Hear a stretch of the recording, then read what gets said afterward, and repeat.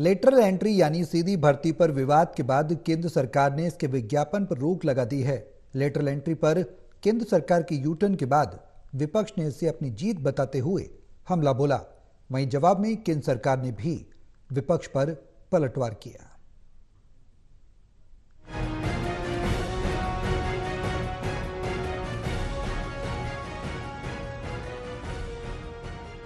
Lateral entry यानी सीधी भर्ती पर केंद्र सरकार की रोक के बाद विपक्ष ने सरकार पर हमला बोलते हुए इसे संविधान की जीत बताया है। लोकसभा में नेता विपक्ष राहुल गांधी ने कहा कि संविधान और आरक्षण व्यवस्था की हम हर कीमत पर रक्षा करेंगे। राहुल गांधी ने अपनी सोशल पोस्ट में कहा कि लेटरल एंट्री जैसी साजिशों को हम हर हाल में नाकाम करके दिखाएंगे। राहुल गांधी ने आगे लिखा कि मैं एक बार फिर कह रहा हूं कि 50% आरक्षण सीमा को तोड़कर हम जातिगत गिनती के आधार पर सामाजिक न्याय सुनिश्चित करेंगे। जय हिंद। वहीं कांग्रेस नेता पवन खेड़ा ने लेटरल एंट्री विज्ञापन रद्द होने के फैसले के बाद केंद्र सरकार पर हमला बोला। पवन खेड़ा ने कहा, विपक्ष और सहयोगी दलों के दबाव में केंद्र सरकार को अपना फैसला वापस लेना पड़ा।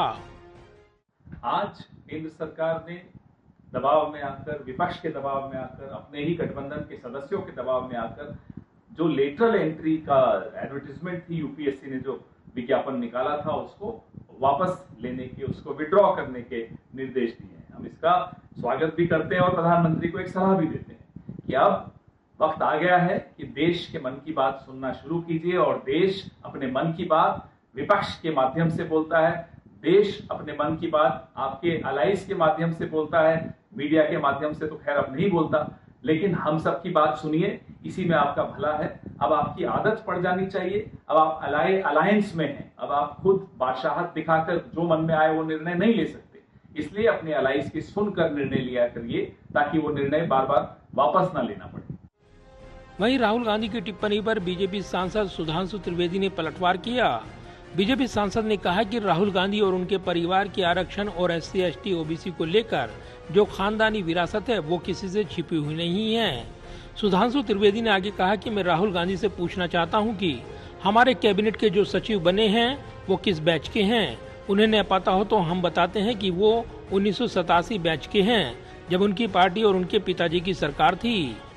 वहीं केंद्रीय मंत्री अश्विनी वैष्णव ने लेटरल एंट्री स्कीम को लेकर कांग्रेस को घेरा।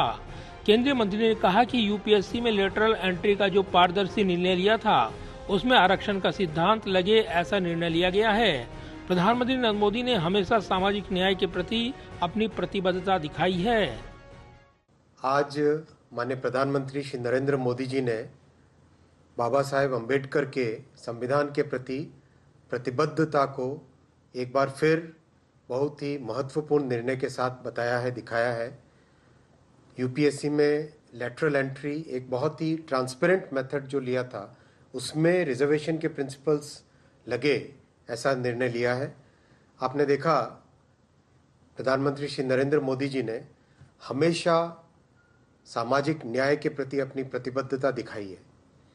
ओबीसी कमीशन जो कि एक बहुत ही साधारण सी बॉडी थी, उसको एक संवैधानिक दर्जा दिया। नीट में, मेडिकल एडमिशन्स में, सैनिक स्कूल्स में, नवोदय विद्यालय में, सब में रिजर्वेशन के प्रिंसिपल्स को लगाया। केंद्रीय मंत्री अश्विनी वैष्णव ने आगे कहा कि पीएम मोदी की प्रतिबद्धता है वो आज के यूपीएससी में लेटरल एंट्री में आरक्षण का सिद्धांत लगाने के निर्णय में साफ दिखाई देती है। साल 2014 से पहले कांग्रेस की सरकार के लिए गए निर्णयों में आरक्षण के सिद्धांत का ध्यान नहीं रखा जाता था। इसका जवाब भी कांग्रेस को देना चाहिए।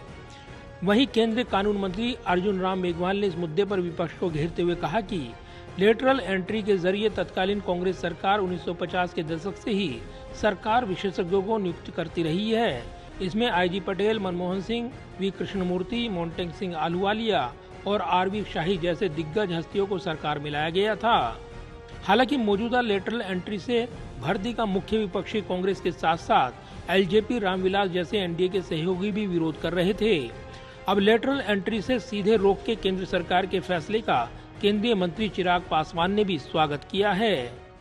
प्रधानमंत्री आदरणीय नरेंद्र मोदी जी ने समाज के एक बड़े वर्ग, अनुसूचित जाति, जनजाति, पिछड़ा वर्ग से आने वाले लोगों की चिंताओं को समझा और आज एक आदेश के तहत ये जो विज्ञापन निकला था इसको रद्द किया जाता है।